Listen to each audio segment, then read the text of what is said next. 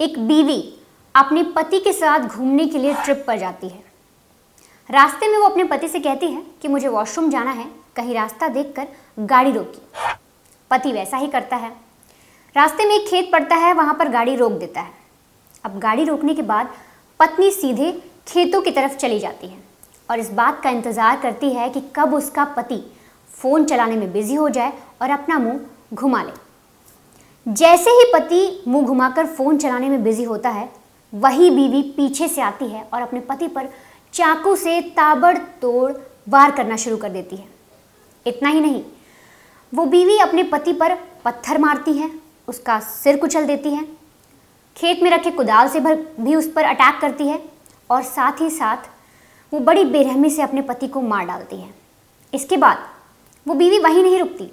काफ़ी देर तक वो अपने पति की लाश के पास बैठी रहती है, इंतज़ार करती है, कुछ सोचती है और फिर करीब दोपहर 3 बजे उसके दिमाग में कुछ ऐसा आता है कि वो पुलिस को गुमराह करने का एक नया तरीका निकाल लेती है। अब क्या है ये पूरी कहानी, कौन है बीवी, क्यों उसने अपने पति को मारा, तो इसको समझने के लिए आपको सबसे पहले ये 2 तस्वीरें देखनी होगी। अभी आप जो स्क्रीन पर ये 2 तस्वीरें देख रहे हैं, इसमें इस लड़की का नाम है अंकिता, इसकी उम्र 24 साल है और इस आदमी का नाम है सूरज, उम्र 29 साल। दरअसल अंकिता और सूरज की शादी अप्रैल महीने में हुई थी। शादी होने के बाद दोनों ठीक ठाक रह रहे थे। पुणे में इनका घर था, वहाँ पे अच्छी खासी इनकी लाइफ चल रही थी।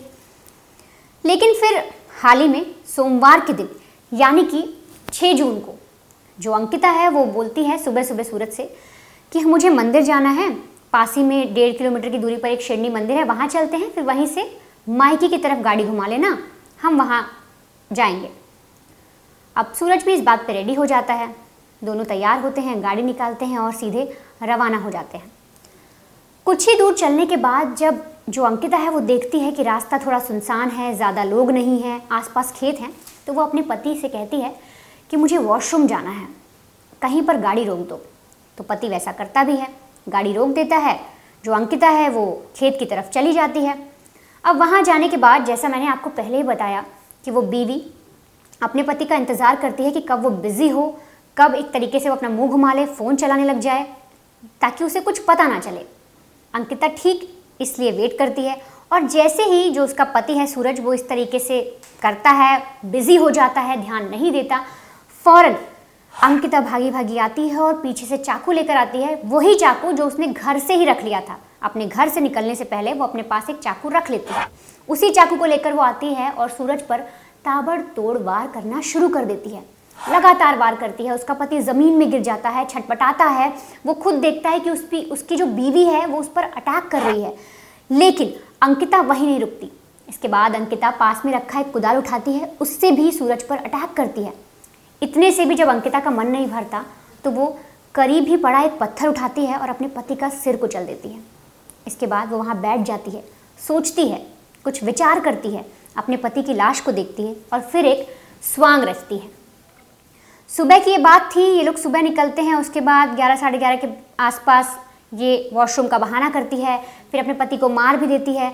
मारने के बाद लाश के पास बैठी भी रहती है। फिर दोपहर 3 बजे ये फ़ोन करती है। पहले अपने घर वालों को करती है कि ऐसा ऐसा हो गया है, कुछ लोग आए, उन्होंने मेरे पति को मार दिया है, पापा मम्मी आप आ जाओ।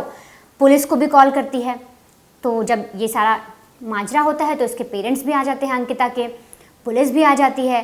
पुलिस जब इससे पूछताछ करती है अंकिता से तो वो बड़े आराम से बताती है कि दरअसल हम लोग सुबह निकले थे मंदिर जाने के लिए, उसके बाद मैंने सोचा था कि हम लोग अपने घर जाएंगे, मतलब मैं अपने मम्मी पापा के पास जाऊंगी, लेकिन रास्ते में मुझे वॉशरूम आया तो मैंने बोला आप खेत की तरफ गाड़ी ले लो।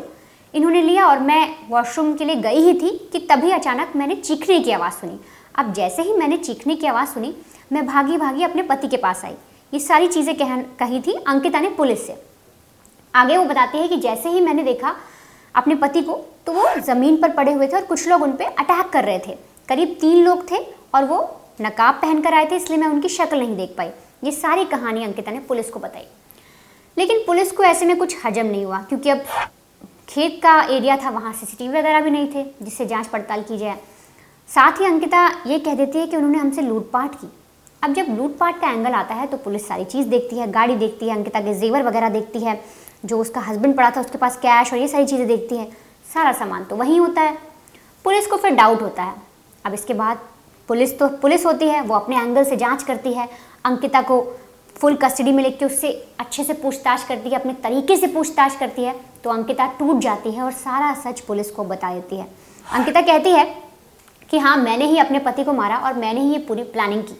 मैंने ही प्लान के तहत उसे राज़ी किया था कि वो मेरे साथ मंदिर चले, फिर मायके चले, ताकि मैं उसे आसानी से मार पाऊँ। अंकिता ने यह भी कहा कि वो घर से ही चाकू लेकर निकली थी ताकि वो अपने पति को आसानी से मार सके। और वहाँ पर साथ ही अंकिता ये भी कहती है कि वहाँ मुझे कुदाल और पत्थर मिल गया, इसलिए मैंने उनका भी उपयोग कर लिया अपने पति को मारने में। अब जब ये सारी चीज़ें सामने आई तो पुलिस ने पूछा कि आखिर तुमने अपने पति को मारा क्यों।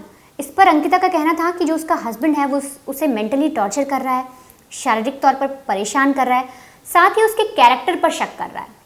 अब अंकिता ने जब ये चरित्र वाली बात कही कि उसके चरित्र पर जो सूरज है वो शक कर रहा था, इस वजह से मैंने उसे मार दिया, तो पुलिस का दिमाग और ठनका। अब पुलिस इस मामले को ना सिर्फ अंकिता के तरीके से जांच करे बल्कि ये भी पता लगाने की कोशिश करे कि कहीं अंकिता के साथ कोई तीसरा शख्स तो इन्वॉल्व नहीं है, कहीं ये जो पूरा मामला है लव ट्रायंगल का तो नहीं है, या फिर कोई और ऐसा शख्स है जो अंकिता के करीब तो नहीं है। आखिर ऐसी क्या वजह थी कि जो सूरज है वो उस पर शक कर रहा था, या अगर वो मेंटल टॉर्चर करता था या ऐसी कोई परेशानी थी उसको तो वो अपने घर जा सकती थी, लड़की मारने की ज़रूरत नहीं थी। तो फिलहाल पुलिस इस पूरे एंगल को इस तरीके से भी देख रही है कि अंकिता अकेले ही ये कर चुकी है, उसने अपने पति को अकेले मार दिया है, या उसके साथ कोई और शख्स भी इन्वॉल्व था।